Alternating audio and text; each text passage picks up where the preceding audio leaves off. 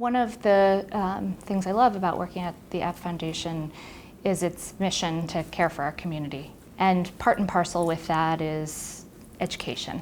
And I think that that's something that I'm very passionate about, not only educating individuals who seek treatment and their families and demystifying the disease and dispelling myths about the disease, but also educating the healthcare community. You know, a lot of people that don't really understand what treatment looks like and how treatment can be life-saving and delivered in a chronic disease management model. App Foundation's been very supportive of training healthcare providers to understand not only the disease, but the treatment and the way the treatment structure can interface with the community. And so that's something that I'm so proud of to work at App Foundation. You know, I went to medical school to become a primary care provider, and my goal was to take care of patients in a meaningful, longitudinal way. When I was in medical school and residency, I was managing patients dying from HIV.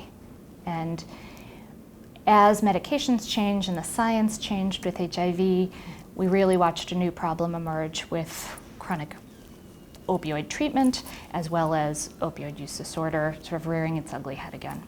I knew at that moment that's really where I needed to focus my energy so that I could adapt that interest in taking care of patients longitudinally, managing a disease that's highly morbid and helping them sort of re-engage in their life and, to be honest, keeping them from dying and keeping them safe. It seemed like the right fit for me. One of the most misunderstood things is that people choose to live this way, that they're choosing opiates over their family, interacting with others, being engaged in regular employment. And studies just show that that's not true. It's not a choice anybody wants to make. We know that it's a chronic brain disease, and without meaningful treatment, it's very difficult to engage in life as we know it.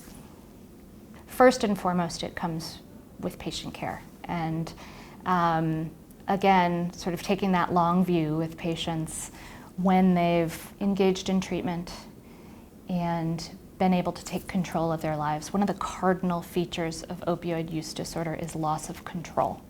And so engaging in meaningful treatment, establishing clinical stability, and regaining that control.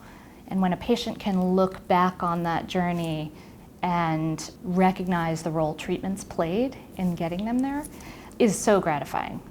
So getting those letters from patients who've, may still be engaged in treatment but moved on. They're in school. They're have meaningful employment that they never imagined they would have years before. For instance, I have one patient who I started treating really the first week I came here. He now lives in New York City as a financial analyst. He's still engaged in treatment. He's married. He's got a family. And just to hear updates on his life and how joyful his life has become, that's the most gratifying thing I can imagine.